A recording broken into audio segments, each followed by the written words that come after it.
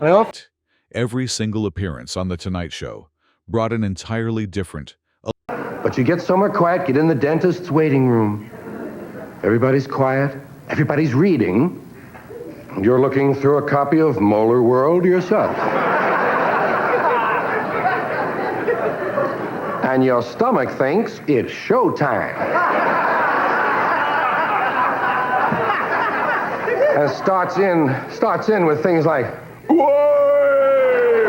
He combined deep social satire with a brilliantly playful analysis of language. Because we all know this. I'm setting up a small premise for myself. Yeah. Hot water heater. Now, why would you want to buy a hot water heater? Hot water doesn't need to be heated.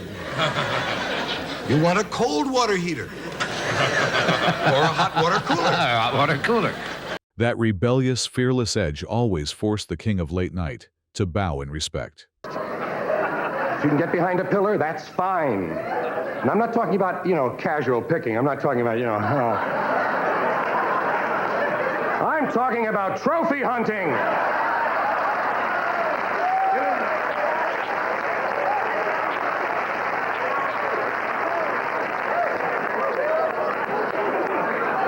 Get in there and clear the entire West Wing. Let's dive into the most iconic Tonight Show moments of this legendary stand-up genius. 1. Classic late-night wit. George Carlin defends the First Amendment. Effortlessly dismantles societal absurdities while keeping the entire studio audience laughing. Playful wordplay and linguistic mastery showcase a unique intellect that completely reshapes how we view language. 2. Masterclass in self-deprecation. George Carlin's witty medical checkup. Carlin always knows how to turn deep personal thoughts into lighthearted, friendly laughter. Casual about major life events showcases remarkable confidence and stage presence. Constant delivery of absurd details keeps the audience completely hooked throughout the segment. Unlocking domestic absurdities with comedy icon George Carlin. Linguistic analysis perfectly highlights the absurd, unspoken pressures of daily social interactions. Effortless conversational transitions pave the way for one of the most iconic routines in television history. Piercing observational wit transforms ordinary domestic objects into a profound and hilarious philosophy of life. Wonderfully relatable domestic comparisons trigger waves of spontaneous laughter and deep connection across the room. George Carlin created absolute late-night history. 4. Linguistic gymnastics. George Carlin deconstructs everyday words. Selected an item at the supermarket and mistakenly begin to put it in someone else's basket. And you feel alien for a moment, Whoa! I almost put that in his basket. My basket. My basket. One with the macaroni and the cupcakes, that's always mine. George Carlin always shines by finding brilliant humor in the most mundane daily routines. I think they owe us a couple of those, Did you ever try to go through the express lane with more than the prescribed number of items? And you have to give them the quick count, 1. 66 packages of Franks. It's one item. Natural comedic timing keeps the audience laughing at these incredibly awkward public situations. There are some people that even add to this. They smoke 8 joints and take $500 and go to the supermarket.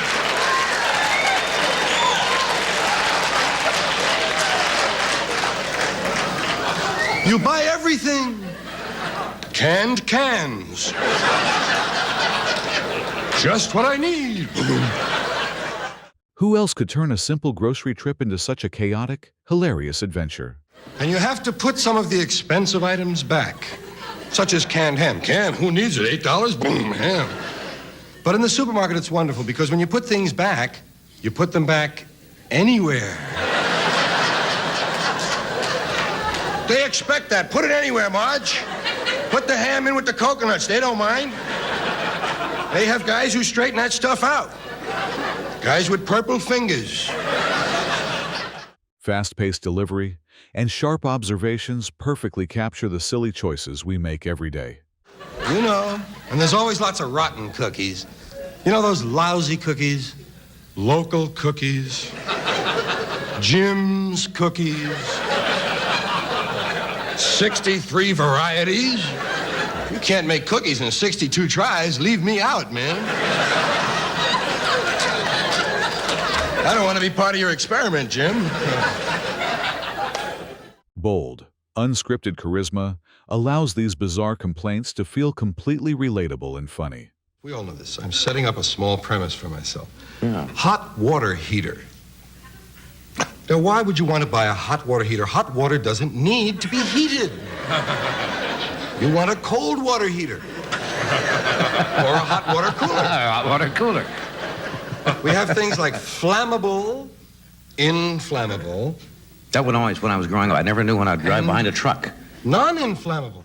Brilliant analysis of common language taboos instantly highlights the absurdities of modern life. Now, boned chicken. This goes along with things like jumbo shrimp, for which I cannot. I look at the menu and I wonder what they're going to bring. Jumbo shrimp. I mean, is it a large shrimp or is it a small jumbo? What am I going to get? How about a full quart? All right, yes. Just to Now, be they use sure. that all the time in advertising.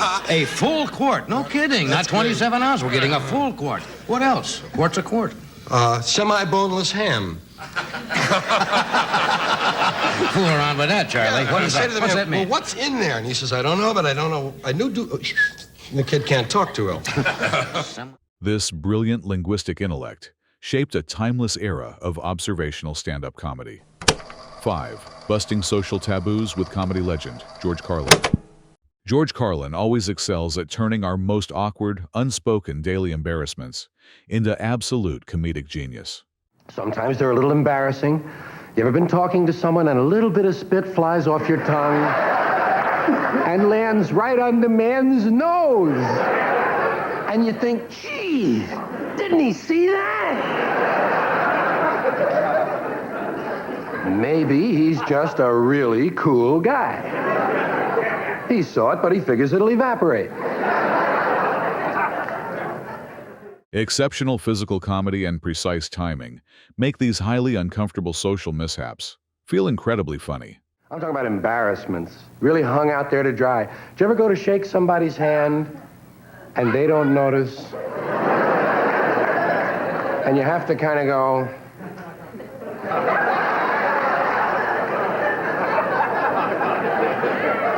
and you have to make believe it's something you do all the time, you know.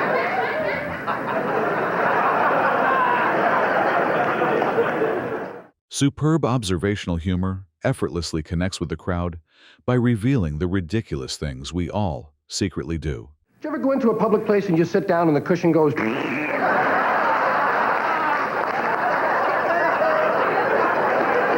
me now.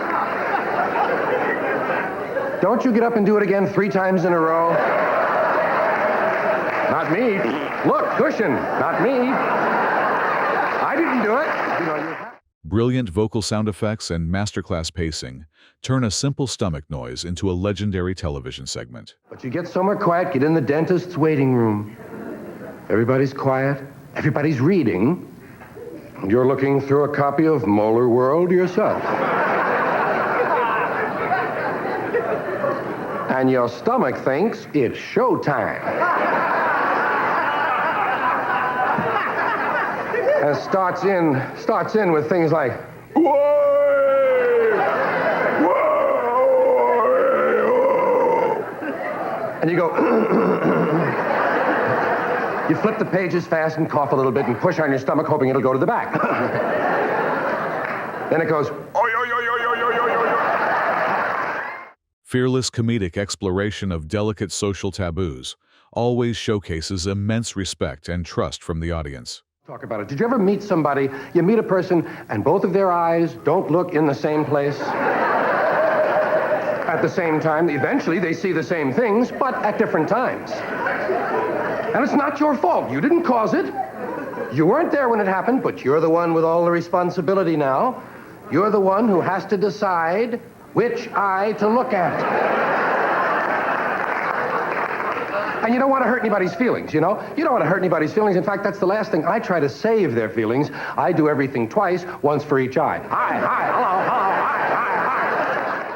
Pure, unscripted charm and sharp delivery elevate a hilariously gross subject into a timeless, late-night masterpiece.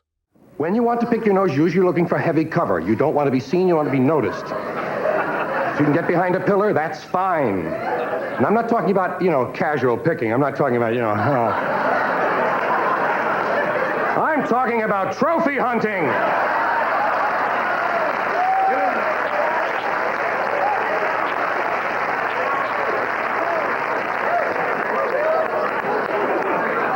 Get in there and clear the entire West Wing. 6. Bizarre book titles and celebrity satire with George Carlin. Halloween is fun. We did something a little different this year. We're kind of on a health kick at our house, and when the kids came around trick-or-treating, instead of giving them candy, we gave them a vitamin B12 shot.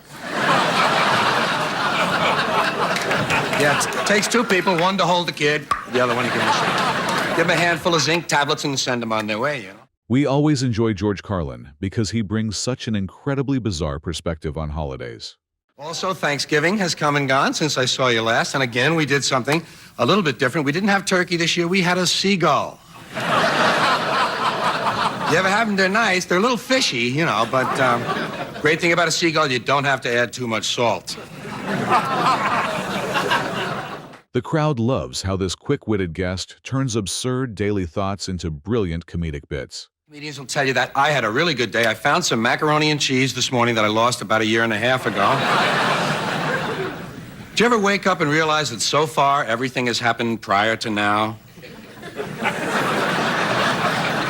Well, this is the kind of stuff I think of when I'm walking home alone backwards. Fans highly appreciate this legendary performer for making even the simplest actions feel remarkably entertaining. Listen, you want to have a little fun? Harmonize with the dial tone. You ever do that? You don't have a lot to do. Pick up the phone, it goes, You go, Get everybody in your office tomorrow on the extensions. You go, Well, I think that's about it for me. I just wanted to mention one thing to you. Remember, you're never alone. You always have yourself. Good night. See you later. Listeners always laugh out loud when the famous author reads absurd titles from his own book. There's some in here that are just a little earthy. Okay. As they say. Here's one. Eat, run, stay fit, and die anyway. By Jim. The wrong underwear can kill. True. How to fillet a panda. When to let your bowels go crazy. What is... Both the host and viewers are delighted by these highly personal and cheeky celebrity predictions. I saw me in here. Oh, yeah, you're on the page of... I saw myself in here on predictions. Celebrity predictions. Don Ho will change his name to Ho Don. Johnny Carson will stop getting married, but will continue to get divorced. Gotta do your reading, but we'll continue. Everyone admires this creative genius for inventing the most ridiculous and funny support groups. We're interested in the squat people of America are starting to reach out. The squat people? Squat. You know how they say a guy is short and squat? Oh, yeah. Well, there are squat people, apparently, and there's a new move to hire the squat. Their slogan is, we're squat, so what? So what? Good. Catchy, pithy, right to the point. This incredible gentleman always left late-night fans completely mesmerized by such unique, rebellious humor. 7. Bizarre food and traffic secrets, shared by comedy icon. We deeply appreciate this clever artist for turning chaotic traffic stories into hilarious comedy. Viewers adore how this legendary performer shares silly, honest thoughts that nobody else would ever dare say. End of an era, celebrating George Carlin's unrivaled comedy legacy. We are witnessing George Carlin's 105th and final appearance on this late-night stage. Thank you very much. Good to see everybody. This is my last Tonight Show with Johnny Carson, and this is my 105th Tonight Show. By no means...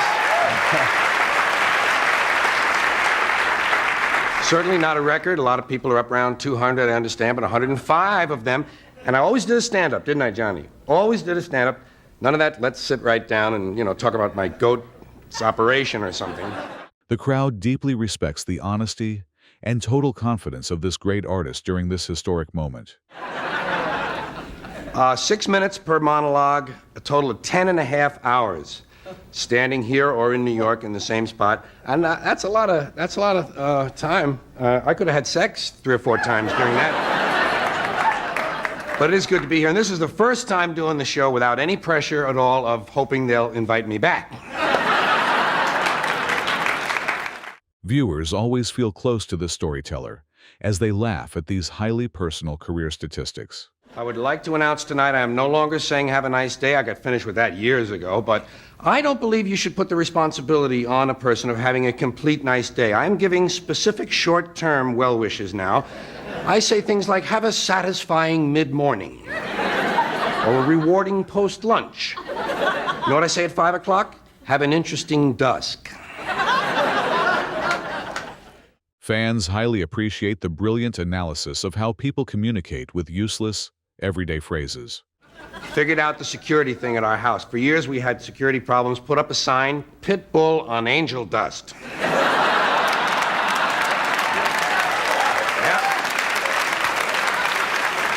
And nobody has come by except 2 guys on angel dust, actually.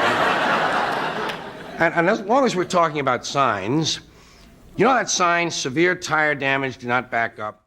We are all amazed by the creative wit used to joke about our silly fears. Some people think of the glass as half full. Some people think of the glass as half empty. I think of the glass as too big.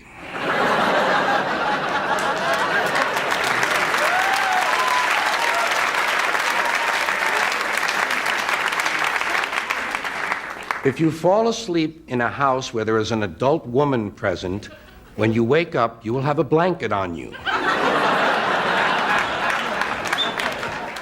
The audience continually applaud these highly relatable and warm insights into domestic life. I think the Second World War would have been a lot easier if his name had been Slim Hitler. 3 observations in 1 monologue. You know what you never see, and I'll close with this. You never see a really romantic French ballad singer with a 12-pound cyst on his neck.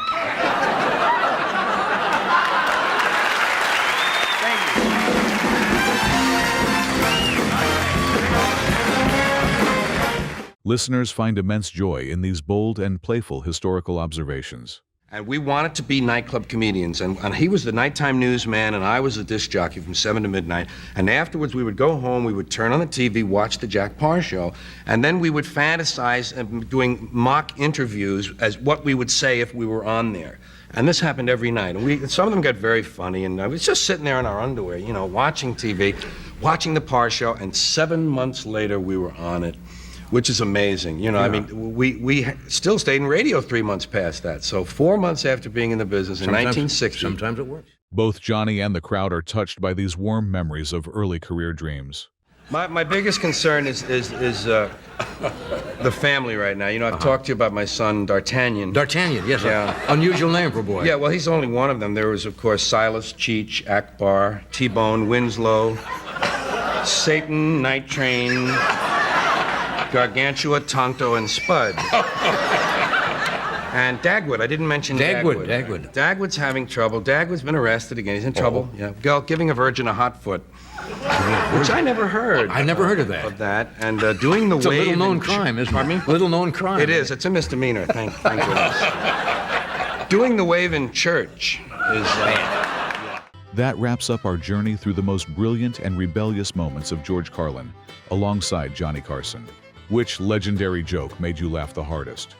Let us know in the comments below, and don't forget to like and subscribe for more classic late-night comedy.